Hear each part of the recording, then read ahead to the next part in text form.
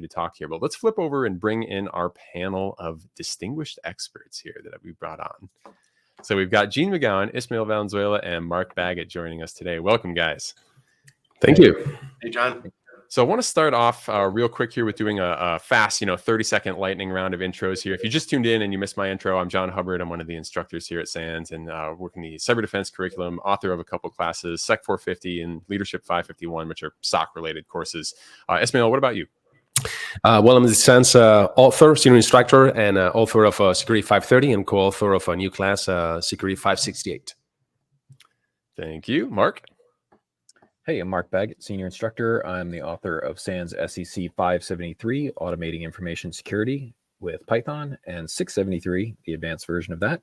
And then the co-author of SANS SEC 406, which is a brand new class that introduces how to secure a Linux machine, assuming that you're coming from a Windows background and you want to incorporate some of those Linux skills. And we've got a run coming up in Orlando, Florida. And so we'll see you in Orlando this year. Yeah, definitely a really interesting kind of new class in the curriculum. So if you haven't checked that out, everyone check out Sec 406, one of our new things, and 568 as well with Ismail. Gene, what about yourself? So also a SANS instructor, and course author. I am responsible for Sec 555, SIM with Tactical Analytics. Fantastic. So we have an amazing panel of experts here. We got authors and instructors working with SANS for a long time.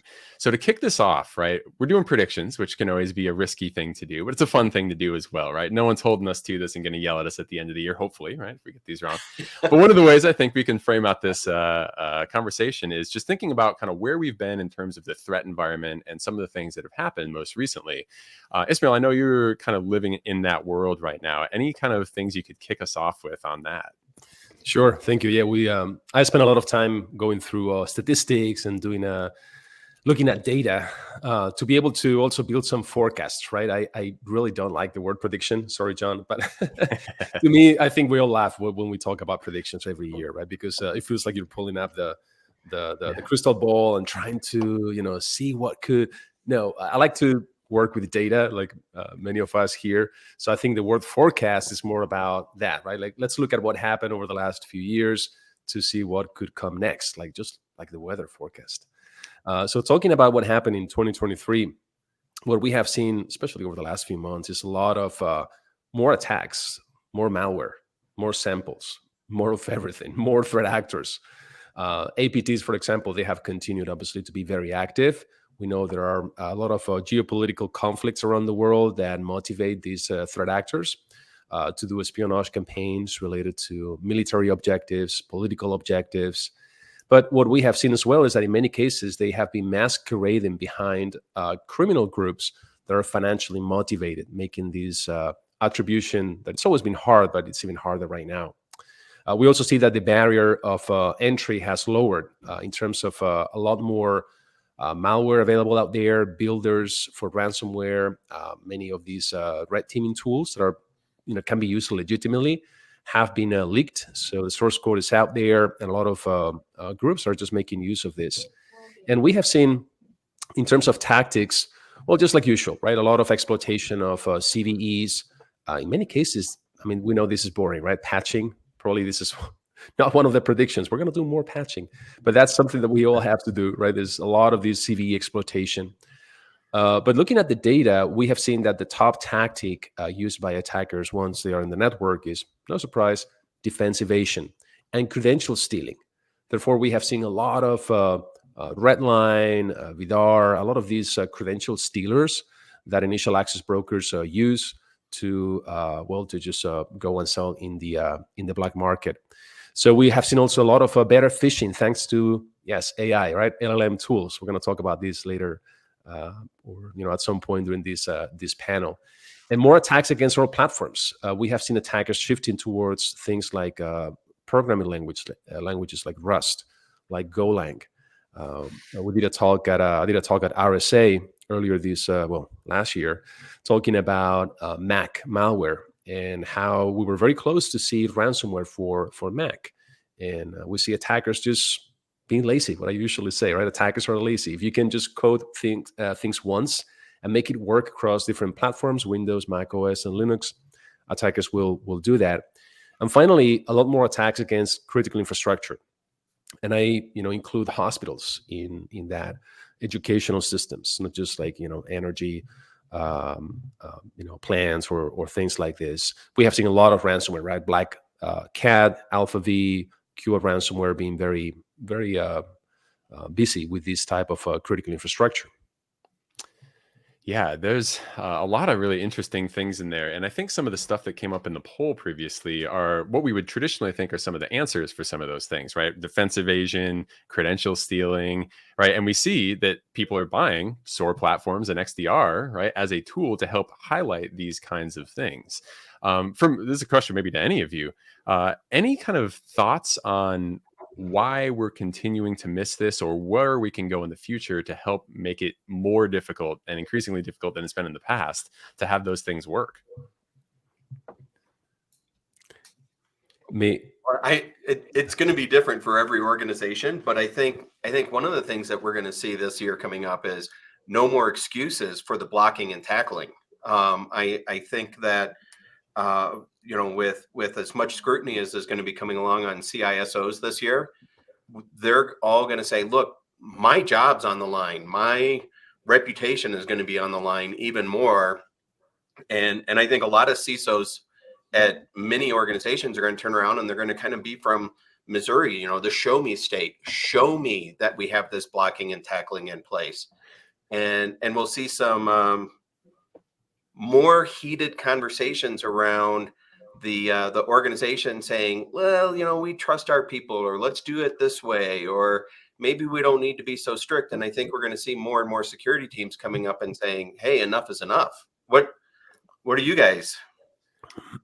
So I'm curious what Mark has to say about this, because obviously Python and automation and being a little bit on both the red and the blue side and his abilities there.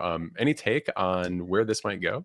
Yeah, I mean, there's always been this fine line between functionality that we have to deliver as a business. Whatever it is that you got to do, no organizations exist for the purpose of building secure networks, right? So there's this fine line, and then the question becomes, how closely do you manage that line? And there's the organizations who aren't doing it very well, where if you got this balance between what we have to do as a business and what we'd really like to lock down, there's a small margin there. And then you got the businesses who just have a really big margin. And along the lines of what Gene was saying, I think that we'll use technologies like SOAR and automation and things like that and holding CISOs responsible to force organizations who have this wide margin to narrow that margin down. But what are we going to do to make it go away? It's never going to really go away, because whenever you get that down to a really small window and you've got a finely managed balance between security, there's still, we have to have our employees have access, and they are going to give their passwords away for a bar of chocolate, right? Or they are going to open up the files that they download on the internet. And so there's always going to be this struggle. But it's going to be good chocolate, right? It's not good to Hershey. I mean, it's going to be good chocolate, right? Yeah, that's why Europeans are more vulnerable to the chocolate attacks than we are here. I agree with you. You. John, I would like to answer this, or try to answer this question from Del Ameco, like CISO. Will we see increased budgets? And tie that to your question. Because I don't think we're going to see increased budgets in security. Like if you look at the macro economy, where we are right now, and the tendency over the last few months and where we're going towards, at least for half of the year. I'm not a financial expert by any means, but it's obvious, right? Because we have seen cycles like this before.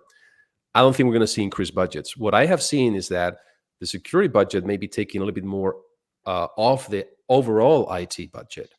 But I think that this is going to it's not a bad thing. It's just going to force us to do better with the things that we already have. This is one of the things I always say in Security 530, the defensible security architecture, using zero trust mindset. It is, we live in an industry that we need to buy products. We need commercial solutions, right? That's understood. But we need to define what's the problem we're trying to solve first. And I think that, back to your question, John, the reason why we see that a lot of these issues that are not maybe that hard to solve. Some of them, they are hard to solve, and we're never going to solve them, right, as Mark said. But some of these other issues, we don't solve them because we try to fix them with just products, and we just buy them because that's, we have budget for it, and that's what everybody's doing, and also because of vendors marketing as part of that. But I think that these more limited budgets are going to force us to look at something that we have said for a long time, right? Think red, act blue, threat modeling. Okay, this is what we really need to prioritize, what we need to focus on, and then start looking at what we have. Can we use it differently? Can we use it to take adversaries by surprise by doing something that is not necessarily what everybody else is doing? I would love to see more of that in 2024. I would as well. And one of the things I've been watching along the lines here is, with the budget question kind of to go along those lines, there's that SEC rule in the US where we're running into an environment where legally you have to report breaches very, very quickly, right? There's no more like, let's sweep this under the rug and hope no one ever really finds about it. That kind of thing, although, right, may or may not drive budgets, it certainly amplifies the cost and the regulatory kind of penalty maybe that goes with some of these things, or at least the embarrassment factor, right? If nothing else. So there's a chance that maybe some of those things would add additional pressure, but yeah, you never know where it's going to go, right? And, we just posted the link to the 4-part Zero Trust blog series. If you're not as familiar with some of the principles of Zero Trust, one of the predictions I want to make is people are going to go further towards a real practical zero trust kind of implementation on a lot of the maybe areas of their network or certain devices, the setup. I know myself recently, I've been evaluating over kind of the break time, my home lab. And I've been saying, you know what, I kind of want to rebuild my home lab, but using zero trust principles. And I think I'm actually going to do a YouTube series on that coming up. But I was looking out there and I found a couple different solutions that are like free. And I'm like, well, if I got some stuff in the cloud, I got some stuff in my basement, I got, my own Microsoft login, like I got an identity provider, I got a way to do tunneling between all devices I want to connect to. And like, I can do it for free as a consumer. And like, this seems like a very mature, easy to set up product. So if that's available to me for free, I can only imagine those kinds of products are going to continue to kind of permeate the market and become a bigger thing as people realize their benefits. And just playing around with it at home, I know I've seen like, oh, this is really cool and way better than some of the stuff we've had in the past in terms of security options. So zero trust is a big one that I think is coming up there. Any other kind of like topics, predictions, or like areas of security you all want to bring up as a what's coming next? I think as our economy continues to struggle, right, the first things that go are always the training budget. Sorry, guys, and the security budgets, right? Those tighten up first, and so I think all of those things you're saying are really going to drive people to embrace open source solutions, right? As a CISO, having the opportunity to try those products out and see whether or not they actually do what it is that's written on the box and what the sales guy told you on the phone is a great opportunity to prove those technologies out. And if nothing else, right, if that open source solution isn't the solution that you're going to implement, it gives you the chance to build that punch list of this is what I know is important to me and the things that I expect in the products that I'm going to move forward with. Yeah. One of the other big kind of things that I definitely wanted to touch on here is the threat of supply chain compromise. And I know, Ismail, this is probably your specialty in this panel here. What do you think we're going to see over the next couple of years? And what are some of the things that companies can think about to get ahead of those potential risks? I like to talk about that in the context of, again, like zero trust, right? Which obviously has become a big buzzword. And that's one of the reasons why we started that series of blogs that has been, the link has been shared right in the chat. When we think about what we have seen over 2023, we have seen obviously and even before, right, the SolarWinds and all of these, which sometimes we think as of like highly targeted attacks. But the reality is that we see a lot more of these in another form of, I'm going to call it supply chain attack, which is like rebundling things that are available out there, utilities, binaries, and then combining these with phishing attacks, with watering hole attacks, asking or redirecting people to download this infected software. That could be just a little utility that we use for remote access, or we use for some other sort of regular business. So I see more and more organizations asking this question: do I trust what I put in my network?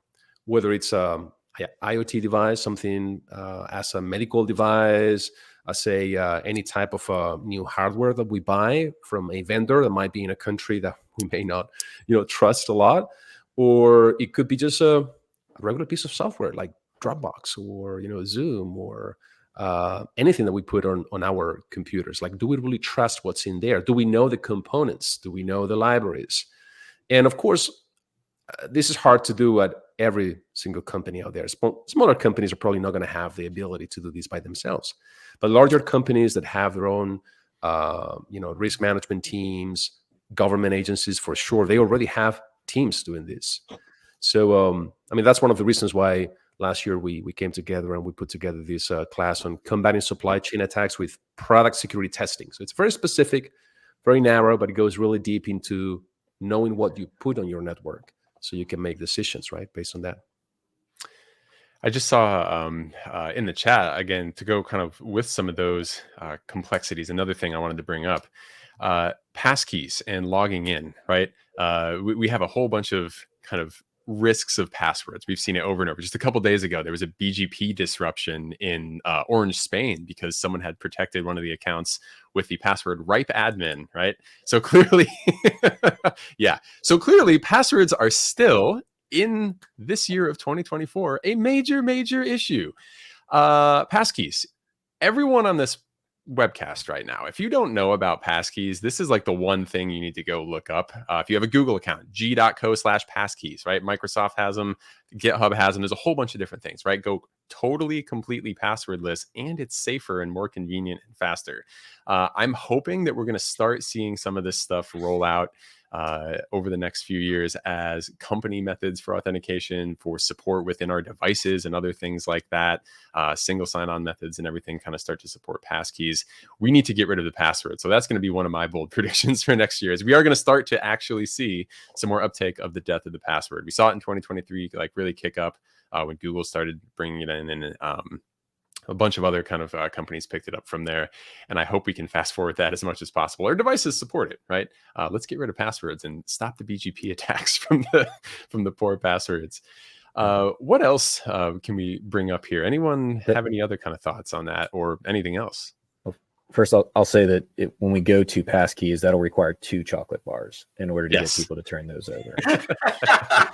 All right. I was going to say, since you mentioned this, I was not going to bring that up, but since you mentioned it, like BGP, there is PKI, right?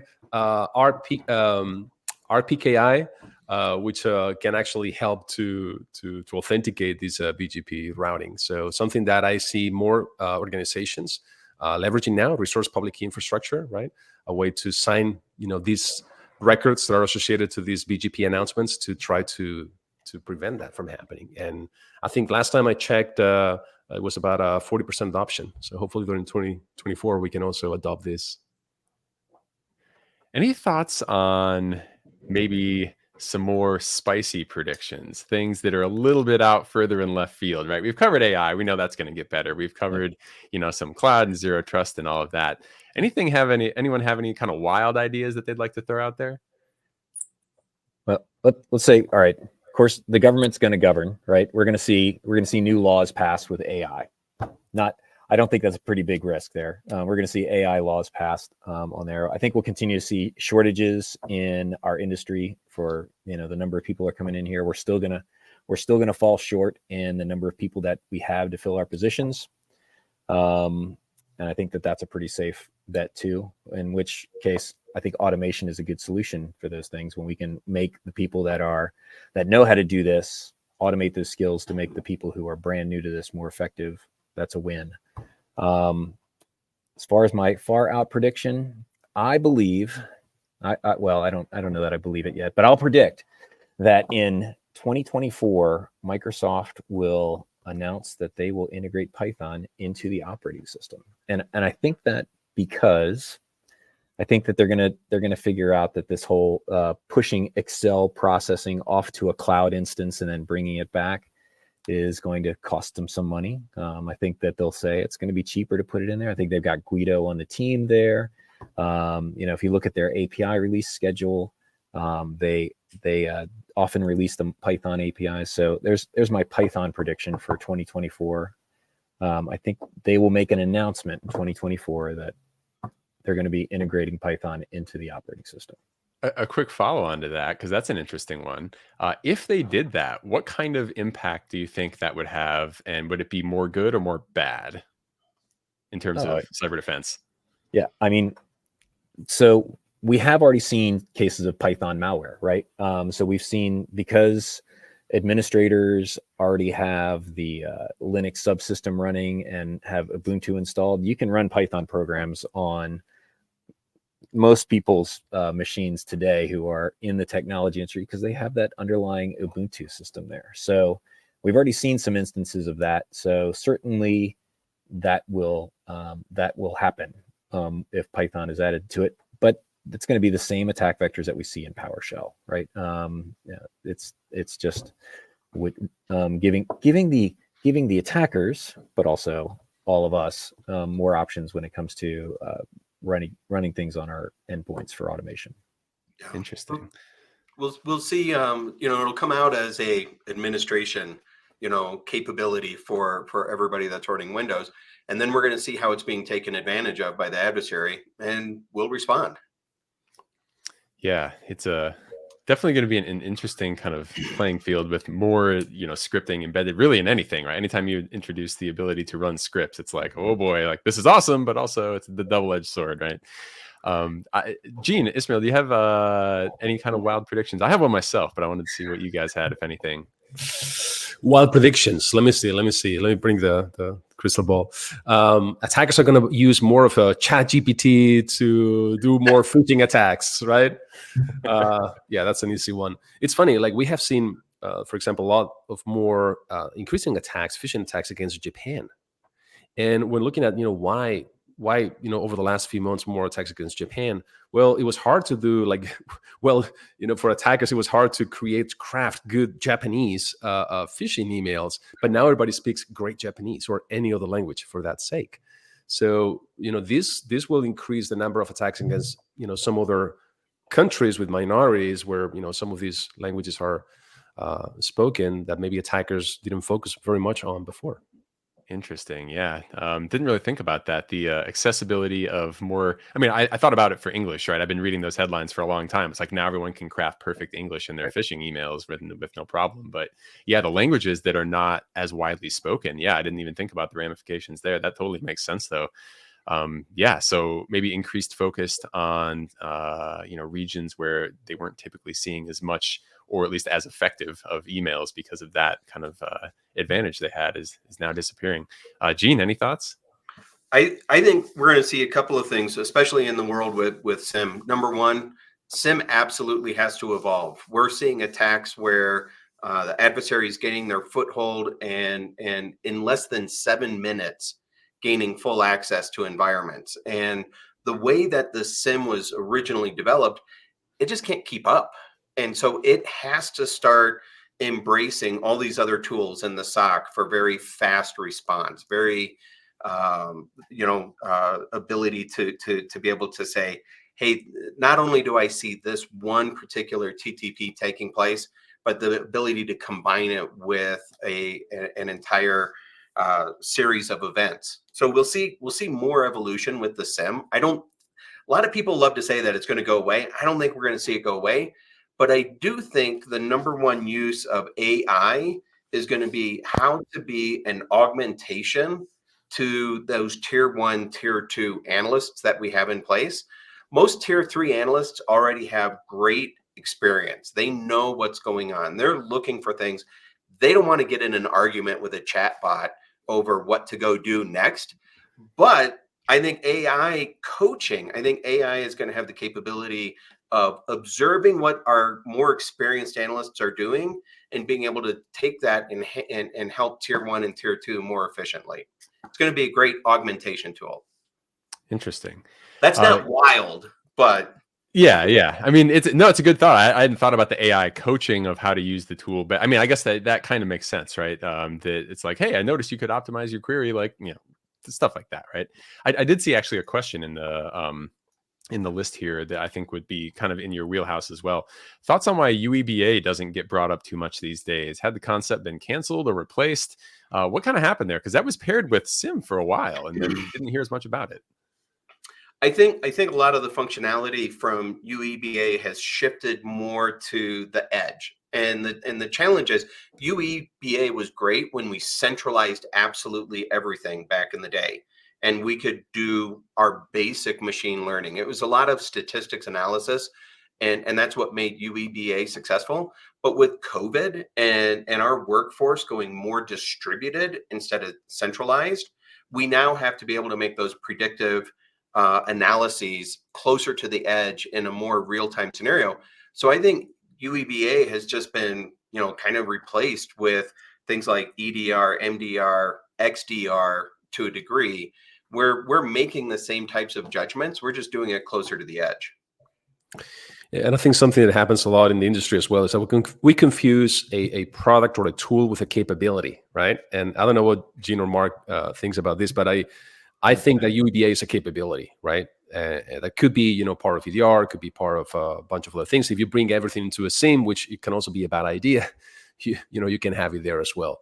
But I think we're going to see a lot more consolidation over the next year. This has already started, right? CISOs realizing that we have too many tools, and sometimes you need specific tools for specific things. But in many cases, we see that these capabilities, they get rolled into other products that we end up using. For example, we talked about PKIs before, or even sandboxing. Remember the days when we used to have like sandboxes to detonate malware? And of course, we still do that from a malware research, threat intelligence, maybe perspective. But today, a sandbox is a key capability that is behind a lot of the gateways that we use, a lot of the fancy XDR stuff or EDR stuff. There's sandboxes behind all of this. Yeah. So it's a capability. Yeah. I mean, I think when I think about that question, my mind goes immediately to a lot of the identity providers. Like, if you have Azure AD, and we all do pretty much, right?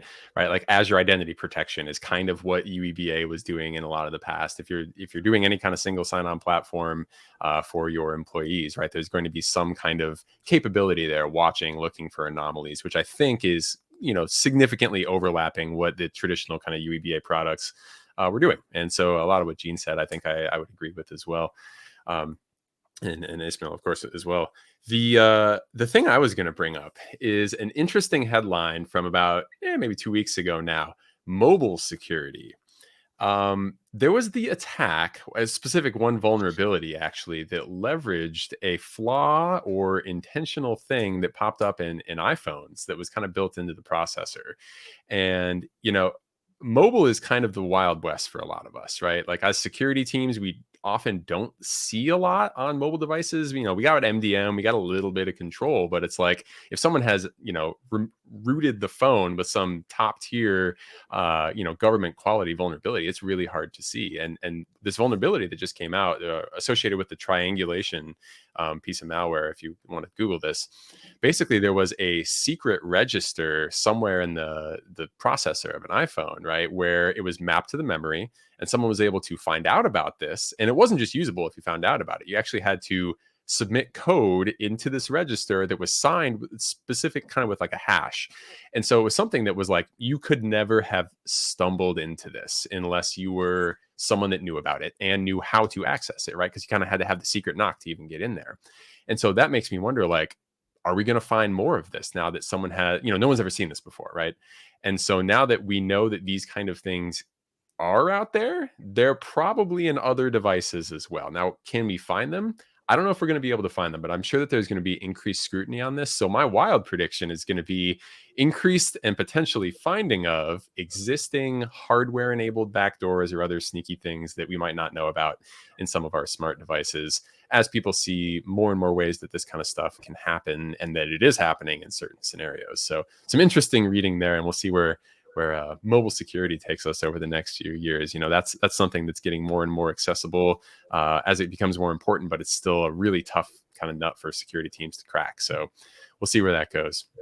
Any closing thoughts from anyone here? I think we're about up on time on the panel.